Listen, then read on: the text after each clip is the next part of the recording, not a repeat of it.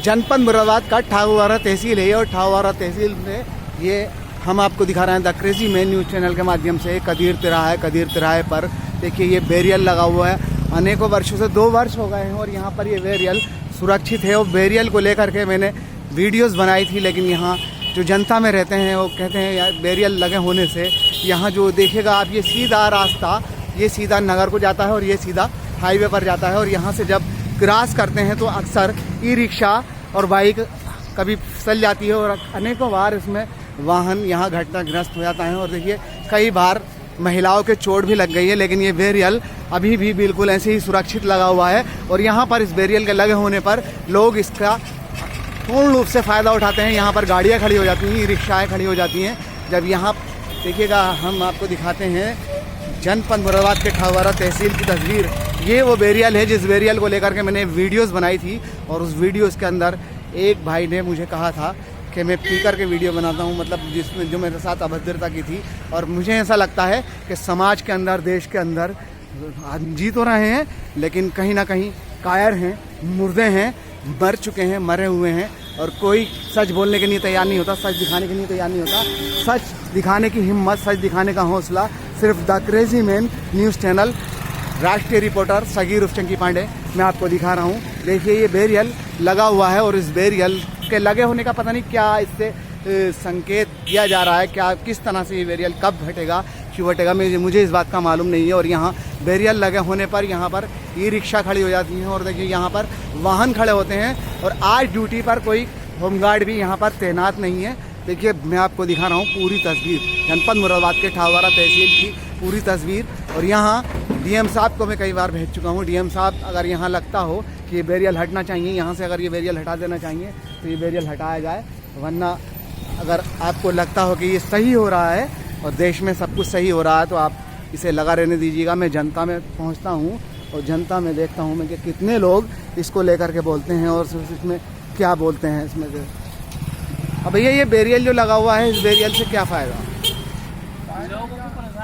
परेशानी होती है भैया, सीधे बोलिएगा, माइक में बोलो, इधर परेशानी होती है। देखिए लेकिन भैया समाज में कोई बोलता नहीं, दर्द है, बताइए, है ना, चोट है इस बात की। देखिए मुझसे लोग कहते हैं भैया इसे दिखाइएगा और इसमें आप दिखाइए इसमें करते हुए, क्योंकि मुझे बड़ा दुख होता है जब यहाँ से बाइक, आपने भी देखा होगा, बाइकें फिसल जाती हैं, महिलाएं गिर जाती हैं, कभी कभी रिक्शा टकरा जाती हैं और दिक्कत होती है, एक्सीडेंट होता है, क्योंकि सीधे से रास्ता हाईवे पर जा रहा और यहाँ जब क्रॉस होता है नगर से तो यहाँ आकर के वो चोट लग जाती है, वो घटनाग्रस्त हो जाते हैं, हाथ पाँव टूटते हैं। उसमें अनेकों बार ऐसा हो चुका है, लेकिन शासन प्रशासन ने अपनी आंखों पर पट्टियाँ बांधी हुई हैं।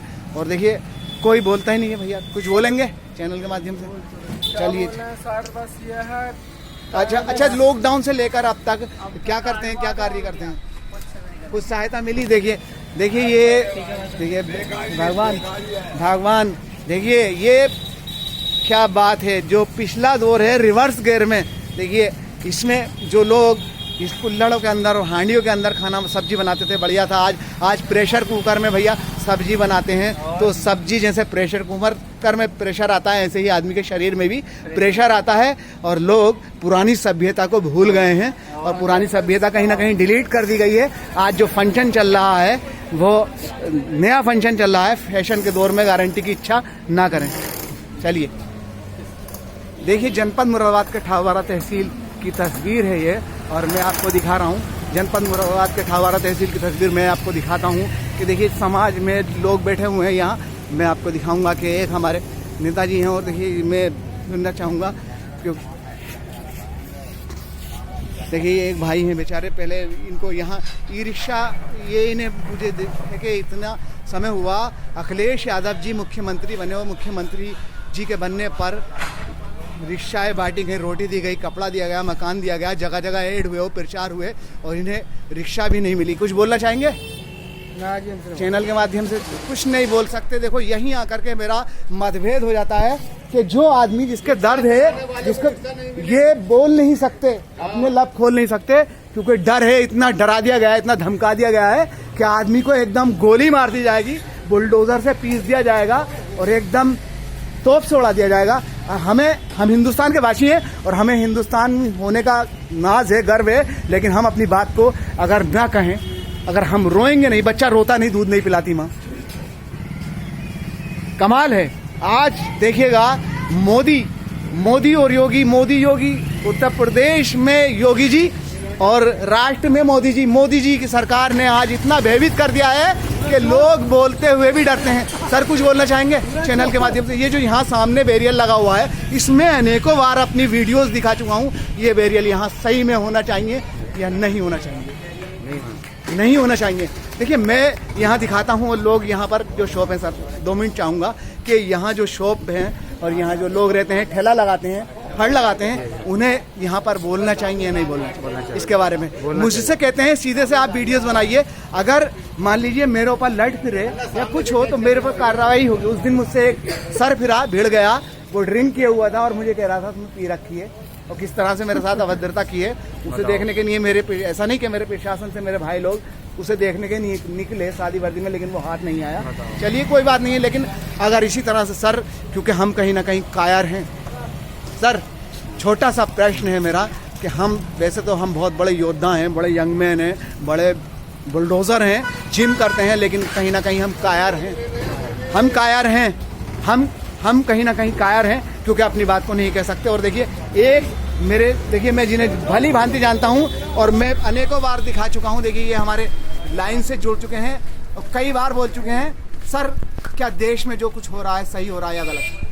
बिल्कुल गलत हो रहा है। जो फड़ लगाने वाले हैं, फड़ों ने लगाने दे रही पुलिस, और जो मतलब वो बोल रहे हैं कि दुकानें खोल रहे हैं, उनकी दुकानें खुल रही हैं, बाजार खुल रहे हैं, नाम बाजारों के हो रहे हैं। देखिए दुकानें खुल रही हैं और फड़ वाले डरे हुए हैं, मतलब ये कि लगाने दे रहे पुलिस वाले। आज भी गालियाँ बक रहा था वो दोनों पुलिस वाले। अच्छा देखिए मैं ये सीधे से कहता हूँ, क्या ये जो गालियाँ बकते हैं इनको गाली देने का राइट है? इन्हें गाली देने का अधिकार है।